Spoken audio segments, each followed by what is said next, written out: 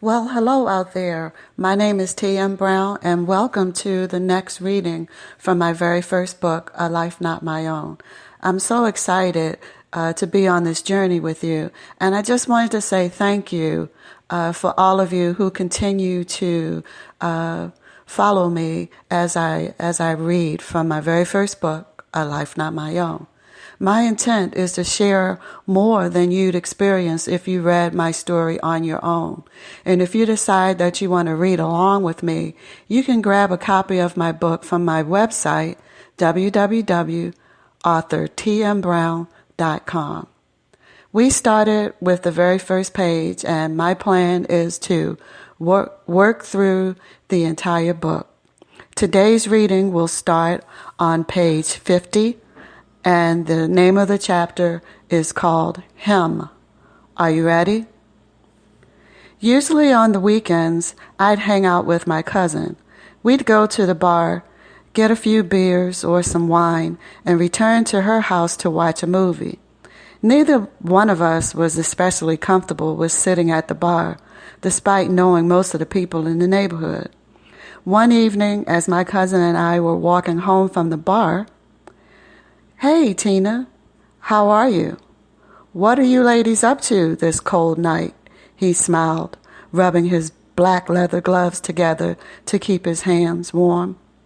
"We were just going back home to watch some TV and have a few drinks," I said.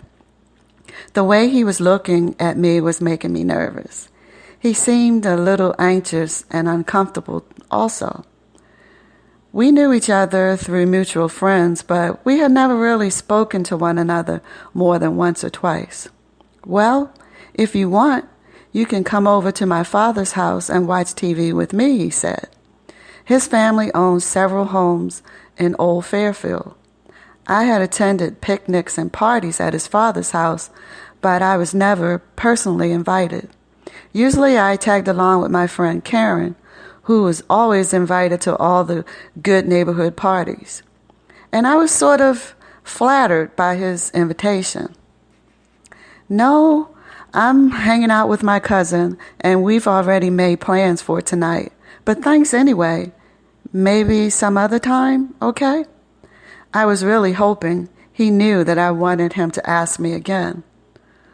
"Okay," he said, smiling. "Tina, we don't really have anything special going on tonight. Why don't you go with him? We can watch TV anytime," my cousin said. He was smiling at me again. He had the kind of smile that made me laugh. It was sort of a silly smile, full of intrigue with a little embarrassment added. He was waiting for an answer to my cousin's comments. She and I said goodbye, and I was on my way to his father's house. As we walked the 2 blocks in the cold autumn air, I knew that I was way out of my league, but it was exciting. I could barely breathe from the excitement. This was a cool guy, and everyone thought he was fine. Out of all the women that he could have made an invitation like this to, he had chosen me. We entered the dimly lit front porch of his father's house on Brady Avenue into complete silence. My heart was racing from the unfamiliarity of being in such close proximity to him. He slipped past me, brushing his body lightly against mine as he turned on the light in the front entrance. He smelled great.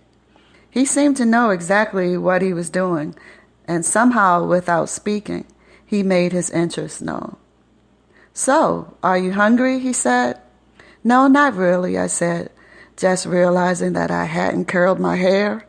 My hair was pulled back in a ponytail, and I was wearing a black winter skull cap. I must look awful, I thought.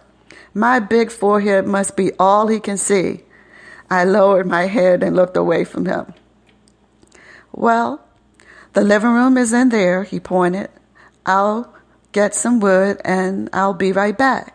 Just make yourself comfortable," he said, and took my coat and hat. Wood for what? I thought as I walked into the living room. Upon entering the room, I noticed the hint of a wonderful fragrance that was vaguely familiar to me. There was a wood burning stove in the living room similar to the one that we had in our summer home. As I sat on the sofa looking at all the pretty pictures and wall hangings, he came through the door with an arm full of wood. In no time, the wood was burning brightly in the stove, and the familiar fragrance enveloped the room. We sat there on the sofa for hours, talking and laughing while secretly admiring each other. Now everything about him felt very comfortable for me. He seemed different somehow from the other guys that I had dated. He was intelligent and articulate. It was obvious that someone had taken time to groom him in the art of treating a woman properly, and I liked that. He seemed very interested in my feelings about life, love, family, and religion, generally everything. He wanted to know what I wanted out of life and if I had a plan to achieve my goals. It had been a long time since anyone had displayed such an interest in me. In fact, no one had asked me the questions that he seemed so interested in since Frank. I glanced at the clock. It was almost 11:30 at night. Wow, where did the time go, I thought. I could have stayed there for days talking to him, just being with him, but I knew that eventually the night would have to end. I felt that I had stayed much longer than I should have. Well, I guess it's time for me to go. I've got classes in the morning, I said. Already? He asked. Neither one of us wanted the night to end. Somewhere in the midst of the conversation and the warm fire, we had made a connection. He agreed that it was getting late and left his place beside me to retrieve my coat and hat. It was cold and windy as we stepped out into the night air. I lived no more than 5 minutes away, but he insisted on walking me home. As we continued to talk and laugh, a large gust of wind swept around us with enough force to possibly lift us off the ground. He immediately grabbed my arm. It was the first time he had touched me during the entire evening. He held fast to my arm for the rest of the walk. Finally, we were standing in front of my house. The entire block was dark. At this point, I became very nervous because I thought that he would try to kiss me. I wasn't sure about that yet. Instead, we smiled at each other and said goodbye. I watched him disappear around the corner, walking in a manner that was uniquely his own. His body leaned to one side while his hat was tilted to the other side, and his arms swung back and forth in unison with his steps. I was determined not to make a big deal out of what had just happened.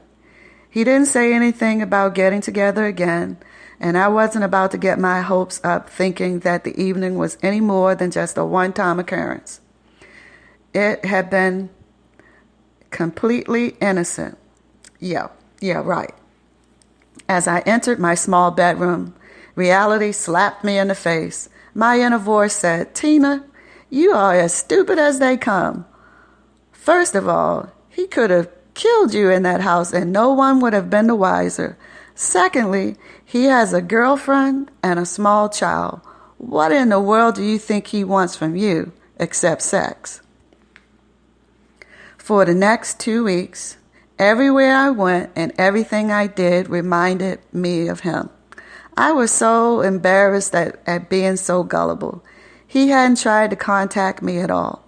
My inner voice was absolutely right. I was sitting in the kitchen by the stove, straightening my hair with the hot comb, when I heard a knock on the door. It was him. Once again, my hair was a mess. It was cold outside as I opened the door for him, again apologizing for my appearance. "You look fine to me," he said. "Yeah, right," I said as we laughed. "Hey, do you want to come over later tonight?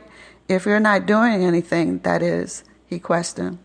"No, I really don't have anything planned. What time?" "I'll pick you up around 7 if that's okay." That was only 2 hours away. I think I can be ready by then, I said, walking towards the door to see him out. How am I going to be ready by then, I thought. He had a lot of nerve asking for a date so late, but there was no way I was going to say no. Okay, he said as he leaned towards my face. Before I knew it, he was kissing me. First softly and then deeply, as if he had kissed me 1,000 times before. He caught me completely by surprise. His lips were full and soft, covering mine completely. He placed his hand on the back of my neck and kissed me, and kissed me, and kissed me, and kissed me, and kissed me. After what seemed like forever, he held my face in his hands and said with softer, gentler kisses, "See you later." I was ready within an hour. I didn't want to appear too dressy. I wore a wool sweater, jeans, and loafers. He returned to my house a little before 7, driving a car that looked vaguely familiar to me. He was wearing a wool jacket, jeans, and a really nice hat. That was sort of his thing, nice hats. Opening the door for me, he said, "You smell really nice." Actually, it was just everyday soap that he smelled, but I accepted the compliment without mentioning that. As we pulled into the driveway on Brady Avenue, I noticed that there were 2 cars parked there. He didn't offer an explanation, but instead opened my door and reached for my hand. As we walked up the driveway, someone opened the door. "Y'all hurry up and get in here. She'll be here in a moment. Hey, Tina, how you doing?" said his sister-in-law. I didn't know that she even knew my name. "Fine," I said. I could feel myself becoming angry and embarrassed all at the same time. Who did he think he was, taking me for granted with just a few incredible kisses between the 2 of us? Before I knew it, there were 10 people there.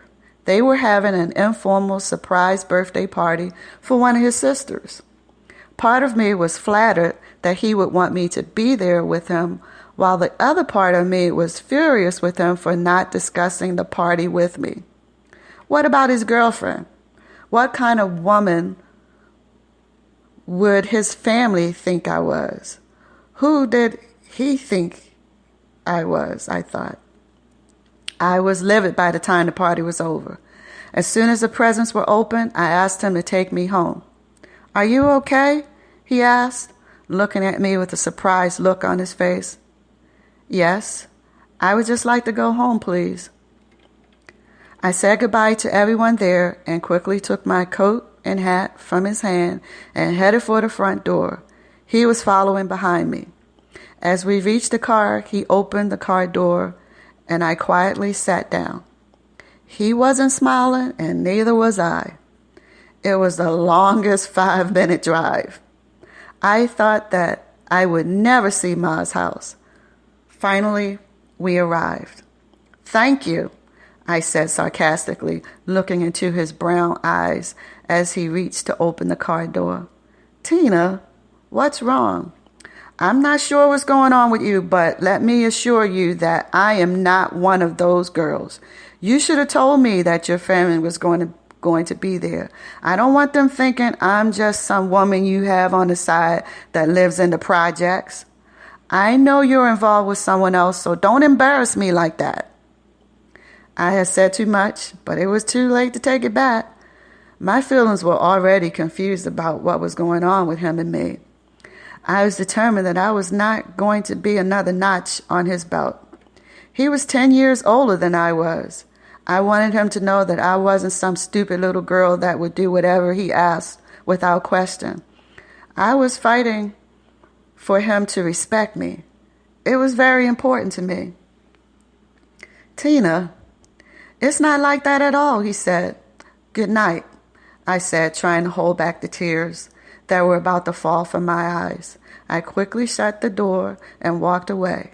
In the car, he continued calling my name. "Tina, Tina." Tina, until I closed the front door. I was sure that whatever connection had been made between us was now severed. We were just too different. He was the first man that I had ever really wanted for my own. I didn't know what he wanted from me. If it was just sex that he wanted, I would have preferred that he just ask and get it over with instead of toying with me. Fairfield was a small community. I did not want my name whispered throughout the neighborhood, but it was far too late for that. After that night, it seemed that everyone that I knew considered us to be a couple. Ma even knew that I had spent some time with him. The next day, while studying for an exam at the kitchen table, I heard Ma laughing as she unlocked the back door. He was with her. He had a large paper bag under his arm filled with items that he had prepared in order to make dinner for us. He had made spaghetti with homemade sauce, garlic bread, salad, and even purchased wine and beer. I tried to appear unmoved by his gesture, but no one had ever done anything like this for me. Not ever. We ate the delicious meal that he prepared. Afterwards, Ma, Sharon, he, and I sat in the living room watching TV. Finally, Ma and Sharon went to bed, and we were left alone. Tina, can we talk? Yeah, I think we need to. Tina, I'm not with her anymore. We have problems that we just don't seem to be able to work out. You know that I have a son, and I will continue to take care of him, but it's over between us. I've been staying at my father's house since before we started talking. But why didn't you? He knew what I was about to ask before I had a chance to finish the question. I don't know why I didn't say something last night. You surprised me so much last night that I didn't know what to say. I want to be with you. I can't really explain what's going on with us, but I think you know what I'm talking about. There's something about you, Tina. The way you smell, the way you feel, the way you kiss me back. I don't know. He was kissing me again. Long kisses of passion, making my head spin. He kissed me so much that night that my lips actually hurt the next day. This was the beginning of many nights of talking, kissing, holding, and watching TV. Sometimes at Ma's house and other times at his father's house. Everything was beginning to change for me. He was the one that brought realism to the dreams that I had been afraid to hope for all my life. We were very similar in many ways. Our feelings about family, life, religion, and love. I was falling in love with him so deeply. The sun seemed to shine brighter. The cold winter's mornings felt wonderful as I caught the bus to the university. I knew what was going to happen after the first time that he kissed me. He would be the first man that I would be in love with. As we sat on the sofa in my grandmother's house watching TV, like we had done almost every night for the past few weeks, he reached out for my hand. Tina, I don't want to sound stupid, but I want to tell you something. I think I'm falling in love with you, he said, amazed that he had actually said the words. He had the most intense look on his face. He was the first man to ever say to me the words that I had waited a very long time to hear. He was my best friend. We shared everything openly without worry of ridicule, jealousy, or misunderstanding. I was so happy, excited, and honored to have him in my life. I love you too, I said with tears in my eyes and my heart racing a mile a minute as he began kissing me, holding me, kissing me, holding me. I had never known the intensity of true love before. He taught me that. The need to physically express the love that we had found was becoming unbearable. Tina, I can't stand this anymore. I need to make love to you. I love you so much. I want you so much. I need to be inside you, he said as he kissed me slowly and deeply. Please, please, please be with me. I need you so much. I want to be with you too, but I'm not on the pill, and I don't want to get pregnant. Ma's rationale was protecting me from completely losing my head. Don't worry, baby. I'll take care of you. Don't worry, he said, kissing me. The night we made love, there were flowers, wine, and soft music playing in the background. I was so nervous that I was shaking all over, which he thought was the sweetest thing. He held me close until I stopped. We don't have to do anything if you're not ready. We can wait, he said. It's not that. I just want everything to be right. I love you so much.